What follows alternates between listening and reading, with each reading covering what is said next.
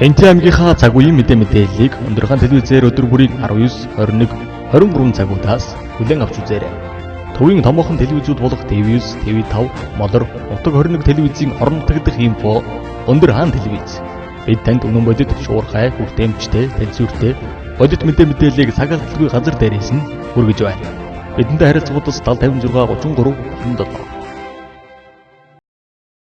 Сайн байцгаана үзэгчдээ, та бүхэнд орон мэндийг өргөн дэвшүүлье. Өндөрхөн мэдээллийн хөтөлбөр эхлэхэд бэлэн болсон байна. Анхаарлаа хандуулна. Ингээд та бүхэндээ мэдээлэл танилцуулъя. Эхний мэдээ. ЛТС 3 төсөл нь 1 жилийн хугацаанд хэрэгжих бөгөөд Мерсикор олон улсын байгууллагын Монгол дахь гамшигын эрсдлийг бууруулах болон мал аж ахуйн салбарыг дэмжих 6 жил хэрэгжүүлсэн төслийн үргэлжлэл юм а. Энэхүү төсөл нь Баян-Улгийн аймаг, Увс аймаг, Ховд, Хинти, Сүхбаатар аймагуудад хэрэгжиж байна. Гамшигын эрсдлийн бэлэн байдал болон бэлчээрийн менежментийг сайжруулах, малчин өрхүүдийн эмзэг байдлыг бууруулахыг зорж байгаа ЛТС 3 төсөл нь хил дамжин халдварладаг өвчнийг эрдэд хандан судалгааг сайжруулах, зорилттой цомдод бэлчээрийн менежментийг сайжруулахад дэмжлэг үзүүлснээр сайжирсан бэлчээрийн талбайг нэмэгдүүлэх, гамшигын эрсдлийг бууруулах, бэлчээрийн менежментийг сайжруулах чиглэлээр орон нутгийн удирдлагын төлөвлөх чадварыг бэхжүүлэх, малчдын гамшигаас урьдчилан сэргийлэх бэлчээрийн эрүүл мэндийн талаарх мэдлэг, ур чадварыг дээшлүүлэхэд төслийн гол зорилго оршиж байна. За Мерсикор олон улсын байгууллага Америк нэгдсэн улсын олон улсын хөгжлийн агентлагийн санхүүжилтаар 2015 оноос хойш гамшигын эрсдлийг бууруулах чиглэлээр хөтөлбөр хэрэгжүүлж байгаа. 2015 оноос хойшоо явсан ЛТС 2 гэдэг 2 төсөл маань 4 жил амжилттай яваад өнгөрсөн энэ оны 8 сарын 30-нд дууссан. Бид нар гамшигын эрсдлийг бууруулах чиглэлээр 2 дахь 3 дахь үе шатныхаа одоо 1 жилийн төслийг эхлүүлж байгаа. Тэгэхээр энэ удаагийн төслийн хүрээнд гамшигын эрсдлийг бууруулах чиглэлээр ялангуяа малын эрүүл мэндийг яаж сайжруулах вэ? Үүнээ дотор хил дамжаа халдварладаг өвчний гаралт тархалт тандалтыг хийхдээ эрт тандалтыг сайжруулахын тулд оролцооны аргаар яаж явуулах вэ гэдэг ийм олон улсын аргачлалыг Монгол улсад танилцуулж байгаа. Энэ чиглэлээр Монгол улсад хил дамжаа халдварлах өвчин хамгийн одоо эрсдэл өндөртэй баруун бүсээс Ховд, Баян-Улгийн, зүүн бүсээс Хинти, Сүхбаатар аймагуд төсөл маань явж байгаамаа. Тэгэхээр энэ төслийнхаа хүрээнд бид нар ПНАП буюу олон улсын малын эрүүл мэнд, нийтийн эрүүл мэндийн олон улсын оролцооны эпидемиологийн сүлжээ гэж энэ байгууллагын 10 олон улсын байгууллага нийлсэн хөтөлбөрийн хүрээнд Монгол улсад оролцооны эпидемиологийн чиглэлээр 4 багш сургаад 4 багшаараа дамжуулаад зорилт 4 аймагаас 40 малын эмчийг оролцооны эпидемиологийн хэрэгжүүлэгч эмч болохоор төлөвлөд ажиллаж байгаа. Энэ ажлын хүрээнд бид нар Хинти аймагаас 4 малын эмчийг сургасан. Яг өнөөдрийн байдлаар Зүүн аймаг, Сүхбаатар, Хинти аймгийн 4 одоо хэрэгжүүлэгч болохоор бэлтгэж байгаа эмч нартаа 10 хоногийн сургалтын дараа орон нутгийн судалгаа хийгээд судалгааныхаа тайлангийн үр дүн ач холбогдлын талаар зөвлөлт хуулцлыг хийгээ сууж байна. Малын тоо толгойн ихэд өсөлт болон бэлчээрийн даацын хэдрэлт нь малын эрүүл мэндэд сөргөөр нөлөөлдөг бөгөөд үүнээс шалтгаалсан малын өвчлөл нь малчин өрхүүдийн хүнсний аюулгүй байдал заналт хийж байгаа төдийгүй мал аж ахуйн салбарын экспортод ихээхэн хохирол учруулдаг байна. Ийм дуг төслийн үйл ажиллагааны нэг нь малын эмч нарыг халдвар өвчнийг оролцооны аргаар тандан судлах буюу оролцоот эпидемиолог аргачлалд сургаж малын халдварт өвчний дэгдэлтийн үеэр яаралтай арга хэмжээ авах, өвчний тархалтыг зогсоох, чадварыг сайжруулах зэрэг сайн талтай юм а. За Мерсикор олон улсын төслийн хүрээнд оролцооны эпидемиологийн аргыг хэрэглэж малын одоо өвчлөлийг судлахын арга суралцсан 10 хоногийн сургалт дадлагын сургалтанд одоо Улаанбаатар хотод суралцсан. Үүний дараа хөдөө орон нутагт 20 хоногийн дадлага хийсэн байгаа. Энэ дадлагыг манай Сүхбаатар аймгийн халзан суманд адууны нийлүүлгийн өвчин дээр хийлээ. Энэ судалгааны үр дүнд бол тухайн орон нутгийн одоо онцлог шинж, мал аж ахуй эрхлэж байхад тулгамдж байгаа асуудал, өвчлөл гарч байгаа шалтгаан нөхцөлийг тогтоох, мөн түүнээс одоо гарах арга замыг хайх, түүнээс сэргийлэх ач холбогдлыг мэдэж авах гэсэн олон аргыг энэ судалгааны аргаар одоо мэдэж авлаа. Ингээд энэ судалгааг хийснийхээ дараа бол анх тавьсан их өндөр нийлүүлгийн өвчлөл өндөрт байна гэж бодож гарч ирсэн бол энэ судалгааны үр дүнд бол өвчлөл харьцангуй бага юм байна. Үүнийг сэргийлэх шаардлагатай юм байна. За энэ өвчлөлийн талаар энэ нутаг оронд ямар ажлуудыг хийж болох ёстой юм бэ гэсэн ийм судалгааны үр дүнд бол ийм дүгнэлтэн төрсөн. Ингээд малчид дэрэгддэг өөнийг бол бас танилцуулсан байгаа.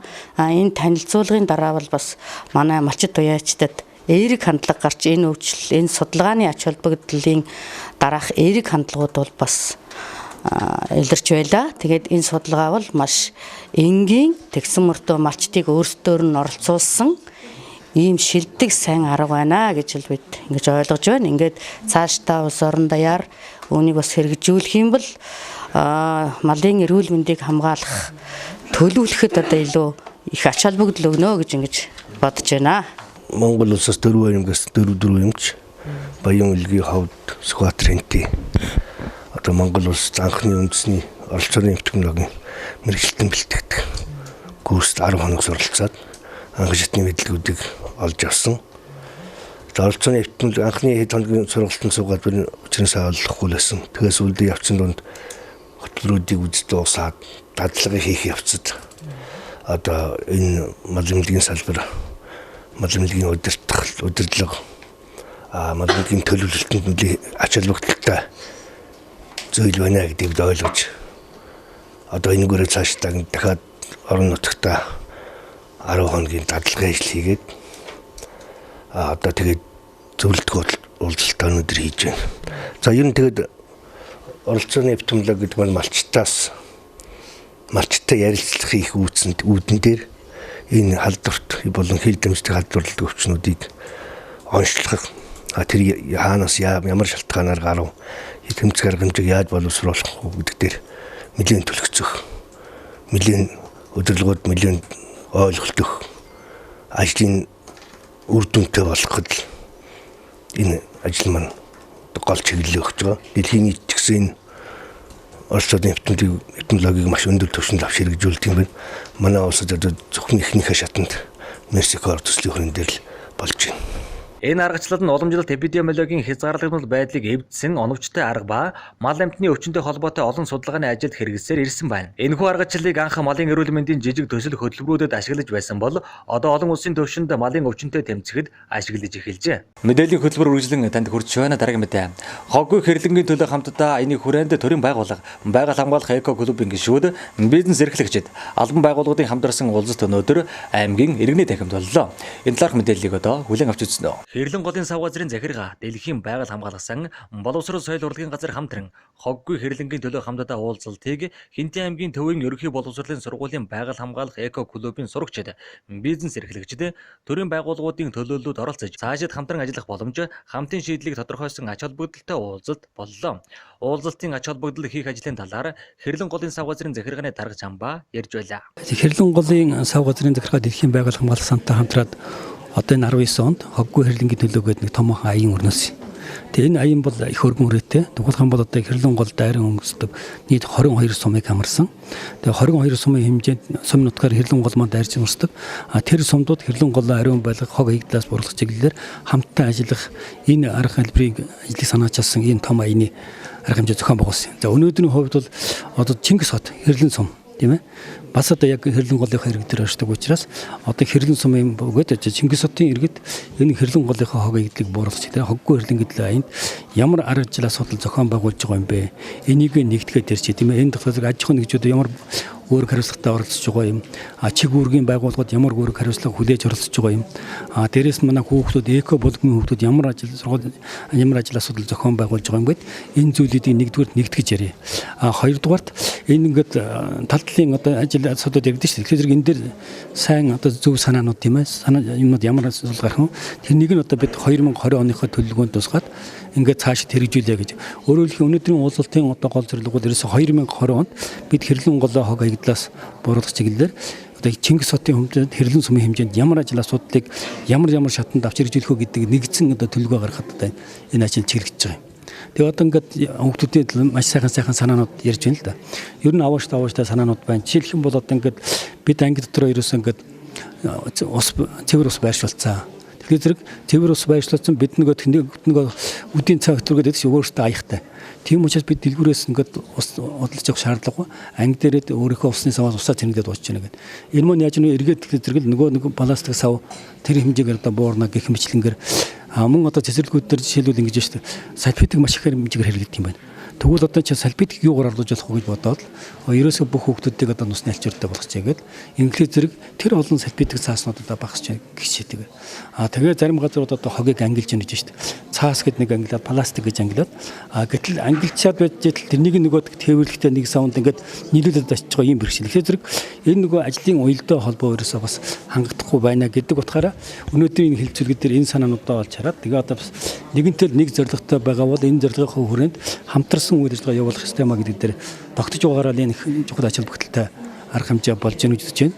Энэ сургуулийн ач холбогдол нь одоо хогоо яг одоо дахин боловсруулах ашиглага шийдий. Тэгээ хогийн цэгээ, хогийн саваа одоо яг хаана байршуулах уу, хогийн савыг багасгахыг гэсэн талаар ач холбогдолтой байгаа. Миний хувьд болохоор манай сургууль би Тэмүүцэн сургуулийн яам сурагч амтч байна. Тэгээд манай сургуулийн хувьд болохоор хогийг болохоор дахин боловсруулах талаар ашигладаг. Хогийг хог биш материалаас нь ашиглаж чаддаг. Ашиглах талаар ашигладаг байгаа. Манайх одоо хогийнхын савыг 2-3 ангилаад одоо хувцар лааз ингэж ангилдаг байгаа. Тэгээд трийг өөр хогийн савд нь ашиглах юм бол манай сургуулийн эко клуб гэдэг байгаа. Тэр нь болохоор 7 хоногт 2-3 удаа тэр хогийн савыг шалгадаг. Тэгээд та нар хогоо энэ талтаа хаяа хогоо зөв хөвөрлөж байна шаардлагатай. Байгаль хамгаалах эко клубын сурагчид хоггүй хэрлэнгийн төлөө хамтдаа аяны хүрээнд хийсэн ажлын амжилт, сургамж, танилцуулга болон тус аяны хүрээнд бид юу чадах вэ зэрэг чөлөөт ярилцлага хийсэн үр дүнтэй уулзалт болсон байна. Эко клубын сурагчид уулзалтанд оролцогч байгууллагуудад хийх ажлын санаануудыг танилцуулж, санал санаачлагыг дэмжих, бие биенээ зөв үлгэрлэх нь хамгийн чухал хэмээн ярьж байлаа. Хоггүй хэрлэнгийн төлөө хамтдаа гэсэн үрэнд хамгийн гол ач холбогдол нь ерөнхийдөө хоггүй байх арга замыг бол хамт олноороо олуулаад өргөн сургууль хэд хэдэн цэцэрлэгийг хамруулад ингээ олоолаад төлөвлөж байгаа нь айгүй ач холбогдолтой байна.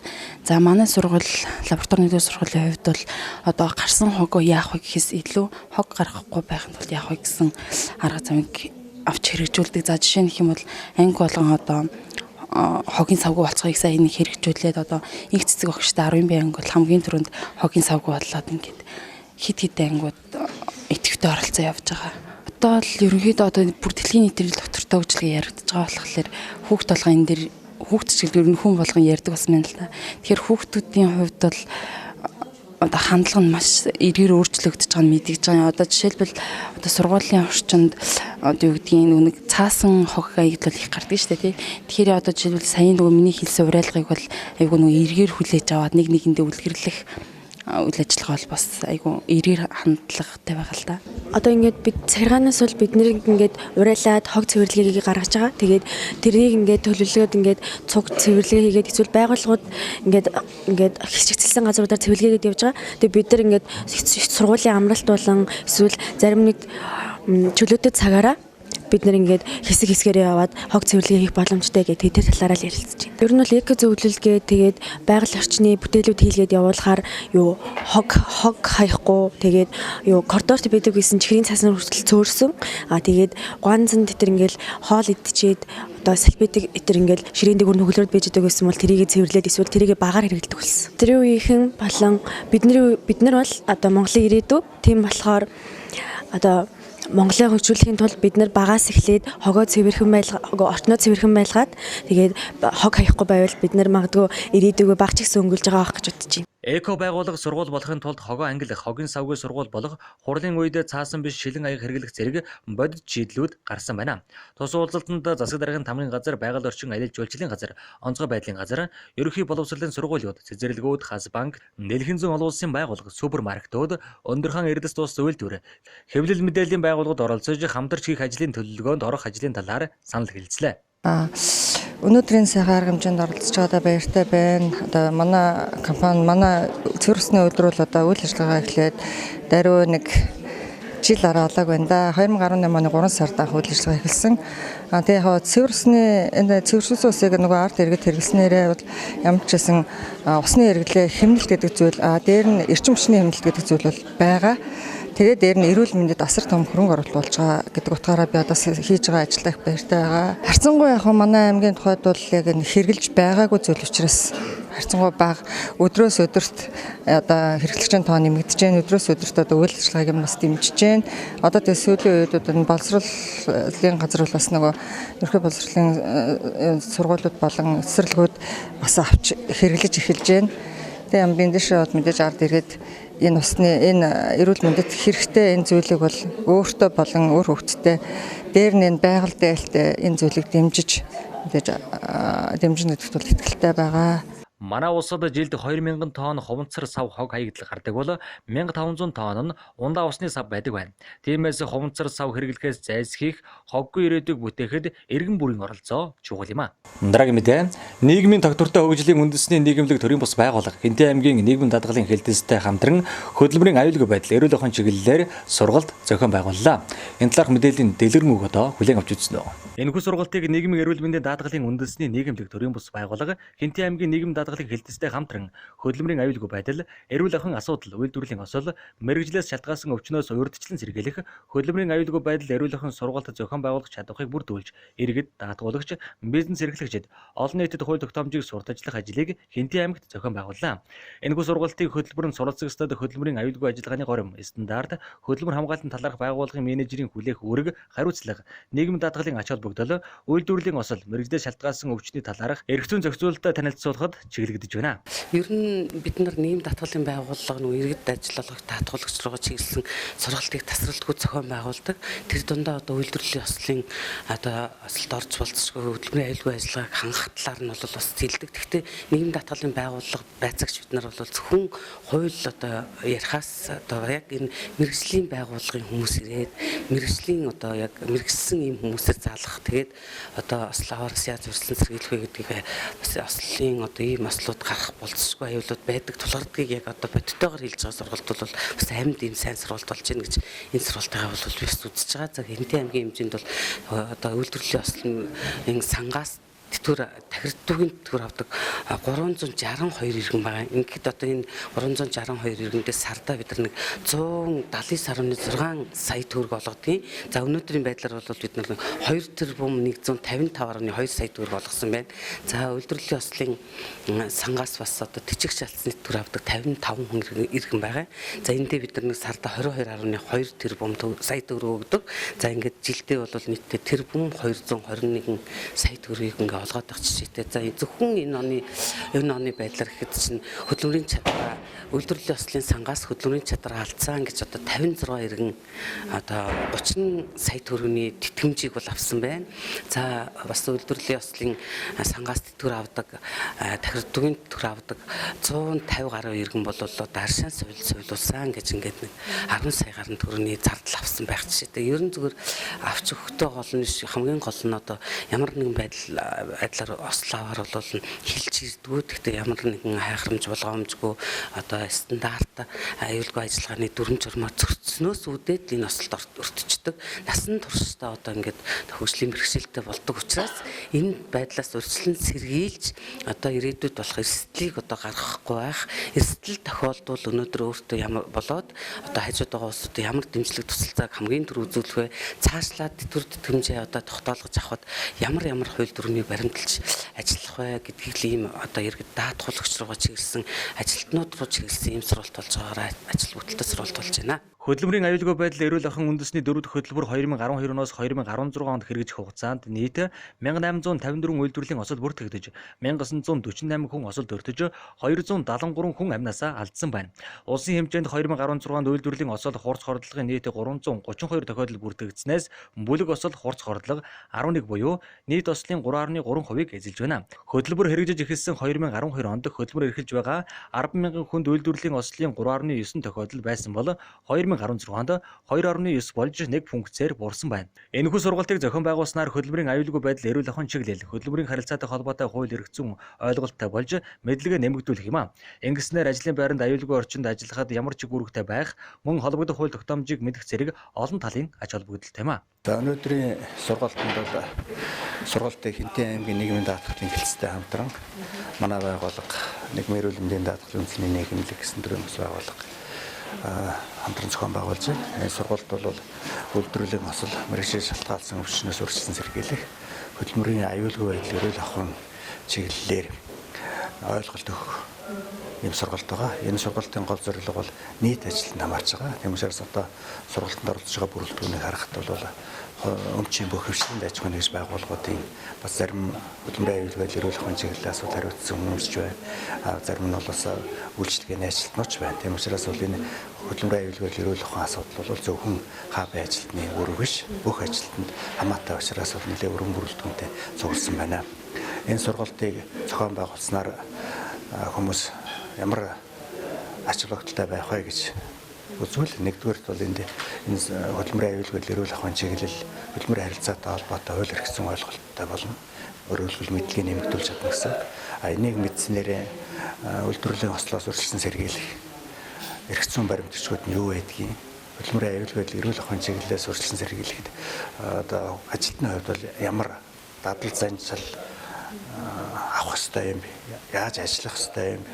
Ажлын байран дээр эрсдэлгүй ажиллах хамт олноо бас эрсдэлгүй байхад нь хүмүүс ямар чиглэлтэй байх вэ гэсэн энэ олон талын үйл ажиллагааг авах боломжтой. Энэ авснараа бол бас өөрсдийгөө болон өрөөлийг эрсдэл орохоос хамгаалах юм боломж олсныг талаасаа бүрднэ гэж ойлгож байгаа. За үйлдвэрлэлийн осол мэргэжил шалтгаалсан өвчний асуудал ингээд салбараар нь авч үзэх юм бол ер нь уулуурхай барилга тээврийн салбарт бол илүү голлож гарч байгаа. Өөрөөр хэлбэл жоохон эрсдэл өндөртэй салбарууд хүлээдгэрийг нэрлэж байгаа. Тэгэхдээ үйлдвэрлэлийн осол ер нь өртөхгүй хүн байгууллагын төр хоор байгаа шүү дээ. Тухайлх юм бол сургуулийн байгууллагад ажилладаг хүн ч гэсэн өнөөдөр зас бороотой хөөж ч юм уу галтарч унаад гэмтэж бэрдэх бас асуудал байна, магадлал байна. Өөрөөр хэлбэл үйлдвэрлэлийн осол мэргэжил шалтгаалгын өвчин хөдөлмөрийн аюулгүй байдлын осолд гэмтэл өртөх юм бол урьдчилан таахын аргагүй, төлөвлөхийн аргагүй үйл ажиллагаа хэзээ ч яаж тохиолж болох болцсохгүй юм асуудал та. Тийм учраас болцсохгүй энэ аюул төсөн байдлыг арилгахын тулд өнөөдрийн сургалтын зорилгоос ирж байгаа. Нийгмийн тогтвортой хөгжлийн үндэсний нийгэмлэг нь хөдөлмөрийн аюулгүй байдал, эрүүл ахуй, үйлдвэрлэлийн осол, мэргэжлээс шалтгаалсан өвчний талаарх хууль эрх зүйн цэгцтэй мэдээлэл хүргэж, улмаар үйлдвэрлэлийн аюултай хортой хүчин зүйлд өртгөө сэргийлэх, эрүүл мэндэд сөрөг нөлөөлөл үзүүлэхүйц эрсдэлтэй ажлын байранд ажиллаж байгаа ажилчдын эрүүл мэндийг хамгаалах, урьдчилан сэргийлэх, хортой хүчин зүйлийн нөлөөллийг саарамжуулах арга барил, дадал эзэмшихэд туслахыг зорин ажилдаг байна. Эрх зүйн мэдлэгийг цахим байдлаар иргэдэд хүргэх хамгийн зөв алхам бол их хөтөч юм а. Энэхүү цахим хөтөчийг Монгол улсын хэмжээнд анх удаага суманд буюу Хинтэн аймгийн Мөрөн суманд байгуулж нээлттэй хэлээ. Нээлттэй нийгэм форум 2016 онд хууль зүйн дотоод хэргийн яамтай хамтран бүх нийтийн эрх зүйн боловсрол чадварыг нэмэгдүүлэх үр айлгыг гаргасан юм а. Энэ ажлын хүрээнд Монгол улсын иргэдийн эрх зүйн чадварын өнөөгийн байдлын судалгааг хийж үзэхэд иргэдэд өдөр тутам тулгамдж буй эрх зүйн үр дагавар бэрхшээлүүдийн дотор ажил эрхлэлт, зээл, газрын харилцаа, үйл хөдлөх хөрөнгөтэй холбоотой бэрхшээлүүд хамгийн өндөр хувийг эзэлж байна. Иймээс эрх зүйн захим хөтөж захим санг бий байгуулж иргэдийн хүртэл болгоход бэлэн болоод байна. Тус захим мэдээллийн санд иргэдэд нэн шаардлагатай байгаа түгээмэл тохиолддог асуудлуудыг шийдвэрлэхэд хэрэг болох 35 сэдвээр мэдээлэл бэлтгэн оруулаад байгаа бөгөөд хууль зүйн үндэсний хүрээлэнгийн үндсэн үйл ажиллагааны нэг хэсэг болж байна. За нээлттэй нийгэм форумын хувьд энэ үйл ажиллагааг хууль зүйн үндэсний хүрээлэнтэй хамтран зохион байгуулж байна. Тэгэхээр энэ бол Монгол улсын одоо засгийн газрын үйл ажиллагааны мөрийн хөтөлбөрт орсон үйл ажиллагааг бол нээлттэй нийгэм форумаас дэмжиж ажиллаж байгаа гэж болно. За үндэсний хэмжээнд бол энэ захим сайт гэдэг бол хаанч хэл хязгааргүйгээр одоо Монгол улсын нутаг дэвсгэр гадуурч ашиглах боломжтой. За энэ захим хөтөчийн үед бол ингээд ямар нэгэн суманд одоо зөвхөн ажиллана гэсэн ойлголт бол байхгүй. Гэхдээ бидний хийж байгаа зүйл юу вэ гэхээр захим одоо сайтад хэрэглэх боломжгүй хүмүүс бол байгаа тийм ээ. Ялангуяа эмзэг бүлгийн иргэдийн хувьд болохоор одоо ухаалаг төхөөрөмж байхгүй ч юм уу интернет байхгүйтэй холбогдуулаад тэр хүмүүс бас яг тэр шаардлагатай мэдээлэл авч чадахгүй учраас энэ хүмүүс туслах зорилгоор яг бие эрх зүйн хөтөлбөрөөр яг энэ захим эрх зүйн хүчийг ашиглаад тэр хүмүүс туслах боломжийг олох хэрэгтэй. Энэ цэгүүд бол одоо хамгийн одоо аслагдсан одоо сумын түвшинд байгуулах нь энэ үндэсний хөтөлбөрийн бас гол зорилго байгаа. Энэ зорилгыг хангахын тулд бид нар яг энэ сумдад энэ эрх зүйн хүчийг байгуулах ажлыг бол энэ Мөрөн сумаас эхэлж байна. Тэгээд Мөрөн сумаас эхэлж байгаа нь бол Хинтэн аймагт бид нар яг энэ анханасаа энэ хөтөлбөрийг туршилтын журмаар одоо хэрэгжүүлэхээр хамтран ажиллаж эхэлсэнтэй холбоотой. Дээрээс нь бол Сэлэнг аймаг, Хинтэн аймаг хоёр бол яг энэ бүх сумдтай эрх зүйн хүчин болон нээж одоо яг энэ захимаар шууд одоо мэдээлэл авах боломжгүй иргэдэд тэр боломжийг нь олгож байгаа. Яагаад гэвэл бид нар зөвхөн захим гэдээ орхиж юм бол тэр иргэд хорхогдох гэдэг байгаа байхгүй. Тэгэхээр энэ орхигдож болохгүй. Ялангуяа эмзэг ядуу энэ боломж байхгүй иргэдийн хувьд бол яг энэ шууд одоо хүртээмжтэй энэ интернет болон интернетээс мэдээлэл авах тэр тоног төхөөрөмжтэй байх нь их чухал гэж харж байгаа учраас бид нар ямар ч байсан хоёр аймаг дээр бол үлгэр загвар аймаг болгож эрх зүйн тусалцааны эрх зүйн хөтчийн булан нээж байна. Тэгээ энэ яагаад үлгэр загвар гэж байгаа юм бэ гэхээр бусад аймагуудын хувьд бол яг энэ үйл ажиллагааны үр нөлөөн дээр суурлаад өөрсдөө төсөв санхугаа гаргаад цаашид бол яг энийг үндэсний хэмжээнд түгээн дэлгэрүүлээсэ гэж хүсэж байна. Манай хувьд бол анх нэг цэгийн үйлчлэгэн дээр бол анх бол сая хэдхэн сарын өмнө бол энэ бол маань хөтч маань бол байгуулагдсан. Үүгээр бол нэлээд даваа талтай. Манай аймгийн хувьд бол тэр тусмаа 70 эд мянган хүн ам маань 50 эд мянган хүн ам гэдэг маань бол нийт 70 гаруй хүн маань бол хөдөө орон нутаг сууршмал газар амьдардаг. Тэгэхээр бол ард иргэдийн маань бол бас яг эрх зүйн боловсрол тэр тусмаа төрийн мэдээллүүдийг авах боломж нь бол муу байгаа. Энэ байдлаар бол манай ингээд 18 сумандаа эрх зүйн боловсролын хөтч маань очсноор бол ард иргэд маань бол бас үйлчлэгээний ойрхон болж мэдээлэл авах нь эрх зүйн боловсролын дэвшлэх нь ийм сайхан дата орчин бас бүрдэж байна. Одоо ингээд сумдууд магистралтаа ингээд нэгдээ явчихна. Одоо бол дархан цэнхэр мандал маань шинэ хамгийн газартай болсон. Энэ бол ороход бэлэн болчихно. Яг хуу арай ударсан дадал маань бол нөгөө хамгийн газар баригдж байгаа болохоор тэр нь жоохон цаг хугацаатай болох байх. Гээж дээр явчихна. Энэхүү хэлбэршүүлсэн хууль зүйн мэдээллийн цахим сан нь Монгол улсын иргэд хаана ажиллаж амьдарч байгаагаас үл хамааран мэдээллийг тэгш хүртээмжтэй авах боломж олгож байна. Сэлэнг Хинтээ аймагт эрх зүйн хөтчийн тогтолцоог бүрэн нэвтрүүлж туршихаар техникийн туслалцаа үзүүлж Тус хоёр аймгийн 46 суманд эрх зүйн хөтчийн буланг нээхэд шаардлагатай 100 сая төгрөгийн тоног төхөөрөмжийг инхүү хүлээлгэн өглөө. Хинтээ аймгийн Мөрөн сумын хувьд эрх зүйн хөтөж боломжтой болсон хамгийн анхны сум болж байна. За бүх нийт эрх зүйн боловсрол дэвшлэх үндэсний хөтөлбөр хэрэгжиж байгаа. Энэ дагуу манай аймаг хөтөлбөр одоо бас хэрэгжүүлдэг. За энэ одоо хөтөлбөрийн дагуу аймгийн засгийн хамгийн газар дээрээс нээлттэй нэгэн форум, хууль эрх зүйн үндэсний хүрээлэнгээс хамтраад одоо бүх сумдуудад одоо хууль эрх зүйн одоо захин хөтөч одоо болж явж байна. Энэ дагуу манай сум өнөөдөр одоо энэ үйл ажиллагаа одоо болж байна. За бид манай хамгийн Мөрөн сумын хувьд одоо хамгийн гол дарга амжилт нороо дарга мөн одоо эрх сургуулийн нийгмийн ажилтнанд давааж оноор одоо энэ сургуультанд хамрагдаж цагийн хөтөлжийг одоо ажиллахаар одоо болсон байгаа. За манай сумын хувьд бол одоо малчид төрийн настай холбоотой за мөн одоо сумын иргэд гадар зохион байгуулалттай холбоотой зүйлийг нэхлээ их асуудаг. Энэ дагуу бас одоо их асуух гэж бодож байна. Ер нь бол энэ мэдээлэлээ бид нар одоо бас цаашдаа сурчлах. За энэ одоо сайхан булангаа илүү одоо ажилуулах талаар бас нэлээдгүй арга хэмжээ авч ажиллана. Энэ мэдээлэл ийм хөтөж одоо тусдаа ийм юу болж байгаа нь одоо суманд бол маш их хэрэгтэй.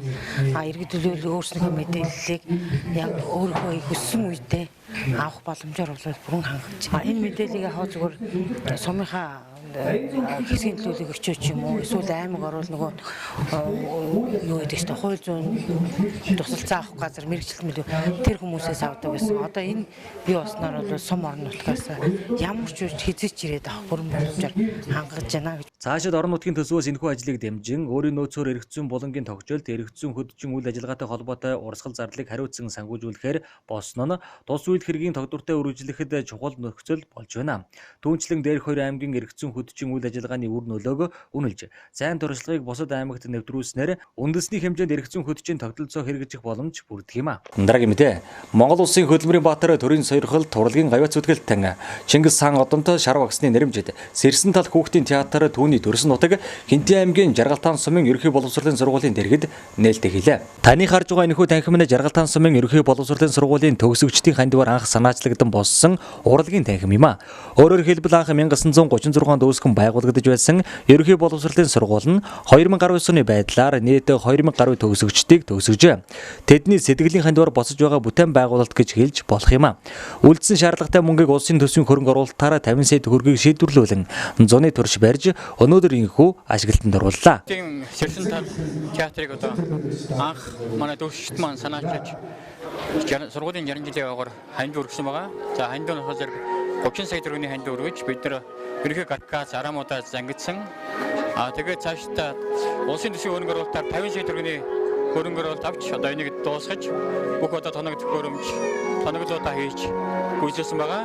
За энэ одоо ажилд бол манай багш ажилчид ялангуяа манай галч нар бол одоо мөхөл ажлыг бол өөрөөсөө гардан хийж одоо хийж тусгасан.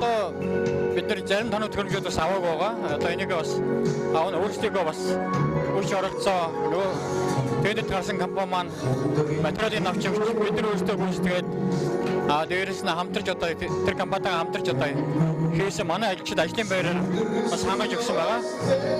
Энэ тэгэхээр бас нийгмийн асуудал тодорхой хэмжээний бас нэмэр хандив бас болсон байгаа. Мини театрыг барилгын компаниар Арамыг нь босгуулсан бол үлдсэн ажлыг тус сургуулийн машинист болго 5 хүн гагнуур, өрлөг, засал чимэглэл, сан техник гээд гол зүйлсийг 3 сарын хугацаанд хийжээ. Сэтгэл зүрхээ гарган ажилласан 5 ажилтнаа сургуулийн зүгээс хүндэтгэл үзүүлэн мөн урамшуулсан юм а. Нөгөө хүүхдийн театрыг багтаа соёлын төвд нөгөө урлагийн үйлчлэг мөчөө байгуулсан. Одоо ингээд хүүхдийн театртай болсон болохоор өөрөөсөө ингээд дуртай урлагийнхаа номер үзүүлээд юм гоё сэтгэл гоё юм аа. Хүүхдүүдээ болсон урлаг сурлаг спортын бол дээр дэмжиж цаанаас нь тэгээд хүүхдүүдтэй урлаг соёлгоор дэмжих юу байдгийг тэр бүгдээр тусалдаг. Энэ байгууллагын байхад 3 сар гаргалаа. Яг энэ үрг байгуулж байгаа. 9 сарын 1-ээс эхлээд 12 сарын 15-нд байлаа. Тэр хөрөнгө оруулалтаас бас жоохон өсөлтөө. Тэгээ яг анжуулсан. Ямар ч гэсэн ашиглагдчихлаа. Энд дэс нэг 6 хүн л байж л да. Яг доктор сургуулийн ажилчдад энэ хүүхдийн сайхан цангасан одоо тийм ээ дуудаг ард түмэн төрхийн энэ ард түмний хүүхдийн сайн сайхан энэхүү урлагийн танхимдаа тэд жаргалтан сумаас төрөн гарсан сууд хөгжмийн зохиолч асан Бямсүрэнгийн шар ваксны нэрэмжит танхим түүний онцгой бүтээл болох Сэрсэн тал хөгжмийн бүтээлийн нэрээр нэрлжээ. Түүний амьд ахуйд өөрөөс нь зөвшөөрөл авсан гэж хэлж байлаа. 2020 онд ерөнхий боловсролын сургуулийн шинэ барилга ашиглалтанд ороход Монгол Улсын хөлбөмбөрийн Баатар төрийн сойрхолд урлагийн гавьяа зүтгэлтэн Чингис хаан одонд шар ваксны нэрэмжит болгохоо сумын удирдлагууд хэлж байлаа. Тийм ээ, ер нь бол Сөдөөгийн сумдын одоо сургуульд бол урлаг заалын энэ тусдаа бий даасан бас одоо бас бага хэмжээний театр хэлбэрийн ийм одоо танхим бас ховор байдаг баг.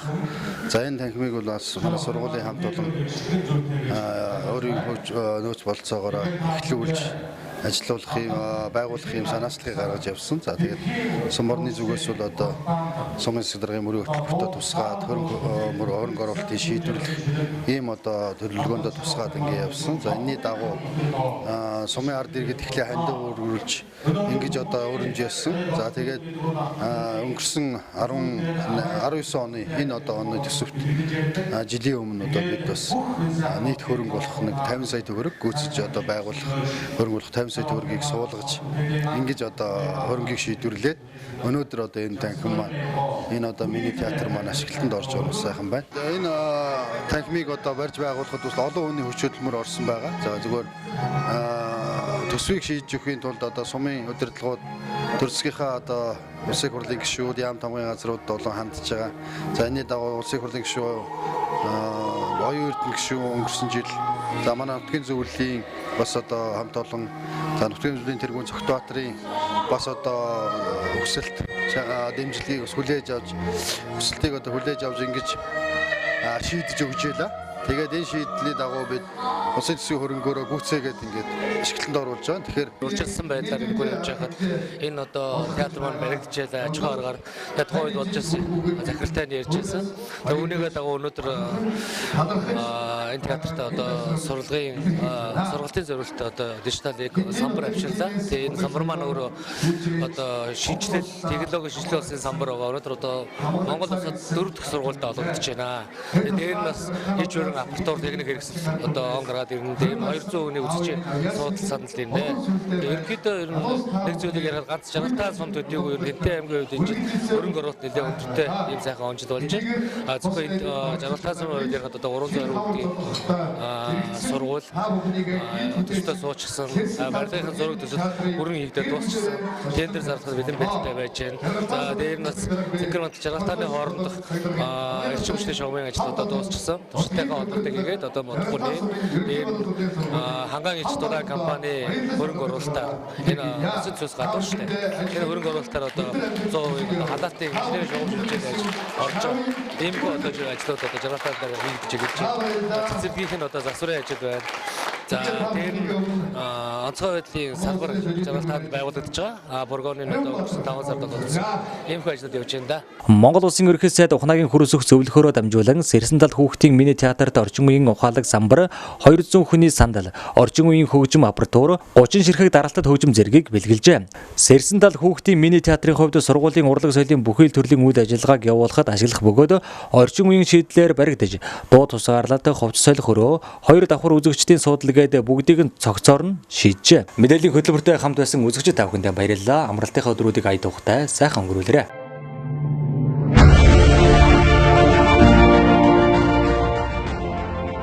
Хэнтэй аймгийнхаа цаг үеийн мэдээллийг өндөрхөн телевизээр өдөр бүрийн 19, 21, 23 цагуудаас хүлээн авч үзээрэй.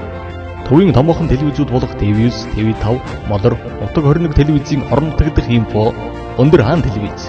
Бид танд үнэн бодит, шуурхай, хүртээмжтэй, тэнцвэртэй бодит мэдээллийг цагаалтгүй газар дээрээс нь хүргэж байна. Бидэнтэй харилцагуудаас 7056 33 7